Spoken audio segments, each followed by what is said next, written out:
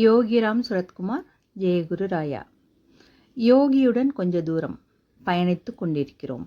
இன்று நாம் பார்க்க இருக்கும் தலைப்பு இரவு பணி. யோகியின் சன்னதி வீட்டின் பெரிய தலைவாசல் கதவின் மாடத்திலிருந்த ஒரு சிறு மின்விளக்கு மிக மெல்லியதாக ஒளிர்ந்து கொண்டிருந்தது. தெருவிளக்கின் சிறு ஒளிக்கற்றைகள் யோகியின் வீட்டு வராந்தாவில் சிறு வெளிச்சத்தை அளித்தது. இரவு சுமார் 10 மணி இருக்கும். உலகின் பல்வேறு நாடுகளில் இருந்து வந்துள்ள அன்பர்களும் பக்தர்களும் ஆத்ம சாதகர்களும் சந்நியாசிகளும் அமைதியாக அங்கே யோகியுடன் அமர்ந்திருந்தனர். வீட்டின் வராந்தா மாற்றி போட்ட எல் வடிவிலிருந்தது. தலைவாசல் கதவின் முன் படிக்கட்டு கீழ்ப்புறமாக மேற்கு திசை நோக்கி யோகி அமர்ந்திருந்தார். அவருக்கு பக்கத்தில் வலப்பக்கமாக என்னை அமர்த்தி இருந்தார். நான் திருவண்ணாமலையில் சுமார் 1 மாத காலம் இருந்த சமயம் அது.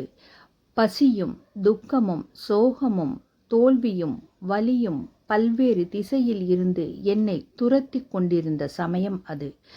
யோகி தனது பெருங்கருணையினால் என்னை அவரோடு இருக்கச் சொல்லியிருந்தார். அந்த 1 மாத காலத்தில் பாதி நாட்கள் காலை 6 மணி முதல் 8 மணி வரையும், மீதி பாதி நாட்கள் இரவு 9 மணி முதல் அதிகாலை 6 மணி வரையும் என்னை யோகியார் தன்னோடு இருக்கச் செய்தார். அவரின் சபையில் பகல் வேளைகளில் நான் ஆஸ்தான பாடகனாகவும் சிறு சிறு ஏவல் செய்யும் பணியாளனாகவும் இருந்தேன். இரவில் அவர் பக்கத்தில் அமர்ந்து வெறித்து விழித்திருந்தேன். வெளிநாட்டு பக்தர்களோடு பகல் வேளையில் அதிக நேரம் செலவழிக்க இயலாததால் சத்தியத்தை கண்டறிய விரும்பும் மற்றும் ஆண்டவனின் நிதர்சனத்தை உணர விரும்பும் வெளிநாட்டு பக்தர்களை இரவில் 10 மணிக்கு யோகியார் வரச் சொல்வார். இரவு 10 மணி அளவில் வெளிநாட்டு பக்தர்கள் வர ஆரம்பிப்பார்கள். அனைத்து அன்பர்களையும் யோகி மௌனமாக வரவேற்று அமரச் சொல்வார். அங்கு இதமான ஆழ்ந்த அமைதி இருக்கும். அங்கு இருக்கும் மெல்லிய வெளிச்சத்தில் அமர்ந்திருந்தவர்களின் அடையாளம் தெரியாதிருந்தாலும் அவர்களின் தேடுதல் வேட்கையை உணர முடியும். யோகி தனது விசிறியை பிடித்தவாறு முகத்தில் பேரொளி வீச கம்பீரமாக அமர்ந்திருப்பார். அவரிடமிருந்து ஏதோ ஒன்று கனமாக, வேகமாக, வெள்ளமாக, மௌனமாக வெளியேறி பரவி அனைவரையும் ஆட்கொள்ளும். அச்சமயத்தில் உடல் செத்துவிட்டது. மனம் நினைவாற்றலை இழந்தது. புத்தி தடம் தெரியாமல் சென்றுவிட்டது. உணர்வு உணர்வற்ற நிலையை அடைந்தது. மொத்தத்தில் அங்கு நான் இல்லை, வேறு ஏதோ ஒன்று இருந்தது. அதுவும் யோகியார் ரூபத்தில் இருந்தது. வேறு எவரது உருவமும் யார் கண்களிலும் தெரியவில்லை. யாருமே அங்கு இல்லை. அங்கு அது மட்டுமே இருந்தது. அது சிலர் சத்தமின்றி சிரித்தனர், சிலர் மௌனமாக தேம்பினர், சிலர் புகைத்தனர், சிலர் கற்சிலையென இருந்தனர். அங்கு அது இருந்தது. அது மட்டும்தான் இருந்தது. சிரிப்பும் அழுகையும் புகையும் மௌனமும் சற்று நேரத்தில் மறைந்துவிட்டன. அங்கு அது மட்டும்தான் இருந்தது. அங்கு இருந்தவர்களின் அடையாளங்கள் மறைந்துவிட்டன. ஆண் பெண் பேதங்கள் செத்துவிட்டன. உணர்வுகள் மாயமாய் மறைந்துவிட்டன. அங்கு நான் இல்லை, நீ இல்லை, அது மட்டும் இருந்தது. எதுவுமாகவே இல்லாத ஒன்று, எல்லாமாகவே இருக்கும் ஒன்று அங்கு கனற்று கொண்டிருந்தது. நேரம் வேகமாக சென்றுவிட்டது. அன்பர்கள் அனைவரும் மயக்கத்தில் ஆழ்ந்திருந்தனர்.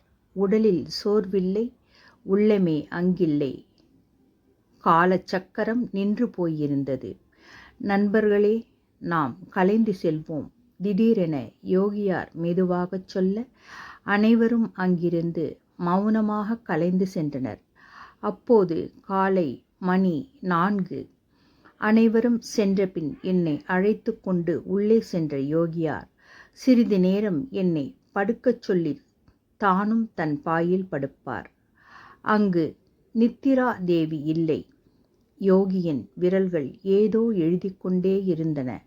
காலை மணி 6. யோகியின் முதல் தரிசகர் கதவை தட்ட அடுத்த நாள் ஆரம்பித்தது. யோகி எனக்கு விடை கொடுத்து இரவு மீண்டும் வரச் சொன்னார்.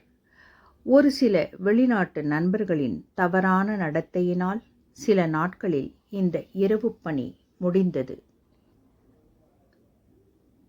பக்தர்களே, இதை வாசிக்கும் எனது சொந்த கருத்து என்னுள் தோன்றியதை நான் உங்களுடன் பகிர்ந்து கொள்ள விரும்புகிறேன்.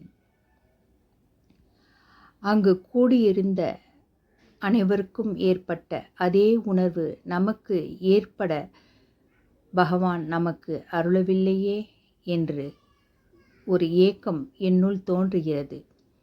ஆனால் இன்றும் பகவானின் நாமம் கூறும்போது அதே ஒரு உணர்வு என்னுள் தோன்றுகிறது என்பதை சத்தியமாக என்னால் கூற முடியும்.